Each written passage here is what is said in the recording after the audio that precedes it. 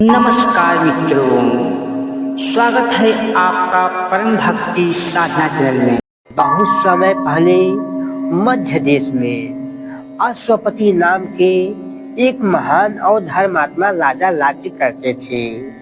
उनकी रानी भी अत्यंत सुंदर, पवित्र और धर्मपरायण स्त्री थी। राजा और रानी के पास सब कुछ था, धन, वैभव, सुख और सम्मान, परंतु उनकी एक ही कमी थी, उन्हें संतान की प्राप्ति नहीं थी। राजा अश्वपति ने संतान प्राप्ति के लिए वर्षों तक कठोर तपस्या की। वे प्रतिदिन माता सावित्री जी की पूजा करते थे और उपवास रखते थे। अनंत उनकी भक्ति से प्रसन्न होकर देवी प्रकट हुई और वरदान दिया, हे राजन, तुम्हें एक अत्यंत तेजस्वी और महान मुनि प्राप्त होंगे, जो संसार में पवित्रता का सर्वोच्च उदाहरण बनेगी। कुछ समय बाद रानी ने एक सुंदर कन्या को जन्म दिया। देवी के आशीर्वाद से जन्म लेने के कारण उनका नाम सावित्री रखा गया। सावित्री बचपन से ही अत्यंत तेजस्वी, बुद्धिमान और सुंदर थी। जैसे जैसे वह बड़ी हुई, उसकी सुंदरता और गुणों का चर्चा दूर दूर तक फैल गई। जब सावित्री विवाह योग्य हुई तो राजा अश्वपति ने उनके लिए वर की खोज शुरू कर दी, परंतु सावित्री जैसी तेजस्वी कन्या के लिए योग्य वर मिलना आसान नहीं था। राजा ने सावित्री से कहा, पुत्री, तुम स्वयं अपने लिए योग्य वर चयन करो। सावित्री वन वन घूमती हुई एक दिन आश्रम पहुंची। वहां उसने सत्यवान को देखा। सत्यवान एक वनवासी राजकुमार था। उसके पिता राजा धूमसेन थे, जो अंधे हो चुके थे और अपना राज खोकर वन में रहने लगे। सत्यवान अत्यंत सुंदर, विनम्र और धर्मात्मा था। सावित्री ने उसी क्षण उसे अपने पति के रूप में स्वीकार कर लिया। जब सावित्री ने अपने पिता को यह बात बताई, उसी समय देवर्षि नारद वहां आ गए।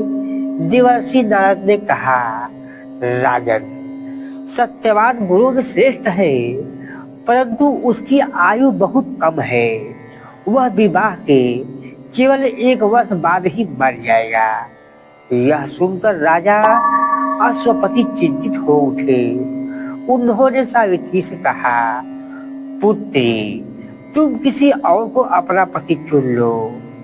परंतु सावित्री ने दृढ़ता से कहा, पिताजी, एक बार जिसे मैंने अपने मन से पति मान लिया, उसे मैं कभी नहीं बदल सकती। राजा को सावित्री की इच्छा के आगे झुकना पड़ा और सावित्री का विवाह सत्यवान से हो गया। विवाह के बाद सावित्री अपने पति और सास ससुर के साथ वन में रहने लगी। वह अपने सास ससुर की सेवा करती, पति की देखभाल करती रहती और अत्यंत सादगी से जीवन बिताती।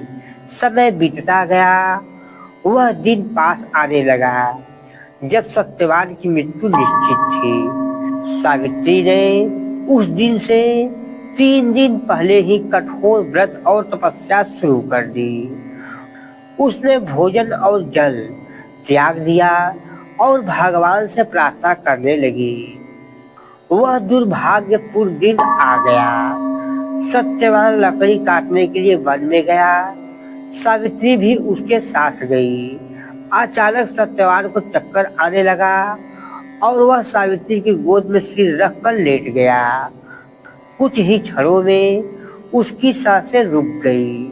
उसी समय वहां यमराज प्रकट हुए और सत्यवान की आत्मा को लेकर जाने लगे। सावित्री ने यमराज को देखा और उनके पीछे पीछे चलने लगी। यमराज ने कहा, सावित्री अब तुम लौट जाओ, यह प्रकृति का नियम है।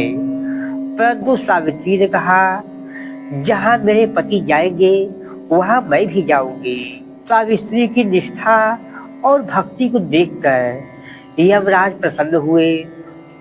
उन्होंने कहा, सावित्री तुम बहुत ही महान पतिव्रता हो, तुम एक वरदान मांग सकती हो। सावित्री ने अपने ससुर की आंख की रोशनी मांगी।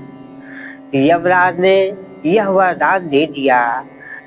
सावित्री फिर भी यमराज के पीछे चल रही थी। यमराज ने दूसरा वरदान दिया। सावित्री ने अपने ससुर का खोया हुआ राज्य वापस मांग लिया। यह वरदान के यमराज उन्हें दे दिए। फिर तीसरे वरदान में सावित्री ने कहा, मुझे 100 पुत्रों की मां बनने का आशीर्वाद दीजिए। यमराज ने यह वरदान भी दे दिया। फिर यमराज को एहसास हुआ कि बिना पति के सावित्री मां कैसे बन सकती है। यमराज ने सावित्री की बुद्धिमानी और प्रतिबद्धता धर्म से प्रसन्न होकर सत्यवान को जीवन दान दे दिया। इस कथा का गहरा रहस्य क्या है मित्रों, आइए देखते हैं। यह कथा केवल सावित्री की महानता की नहीं, बल्कि यह भी बताती है कि जीवन और मृत्यु कर्म और भाग्य पर आधारित है। पति पत्नी का संबंध है, जन्म जन्मांतर का होता है। पतिव्रता स्त्री में इतनी शक्ति होती है कि वह मृत्यु को भी पराजित कर सकती है। अब सवाल यह उठता है कि क्यों कई स्त्रियां समय से पहले ही विधवा हो जाती है। प्राचीन ग्रंथों के अनुसार इसके कई कारण बताए गए हैं। पहला नंबर, पूर्व जन्म के कर्म। कई बार पिछले जन्म के कर्म के कारण इस जन्म में दुख झेलना पड़ता है।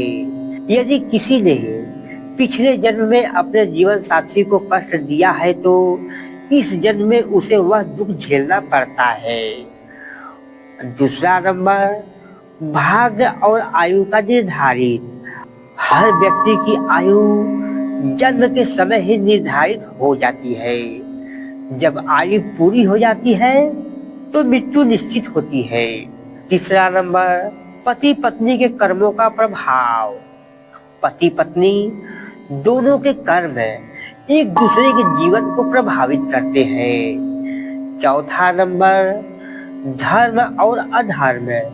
यदि जीवन में अधर्मता बढ़ता है तो दुख भी बढ़ते हैं। पति पत्नी का संबंध बहुत पवित्र होता है। स्त्री की निष्ठा बहुत शक्तिशाली होती है।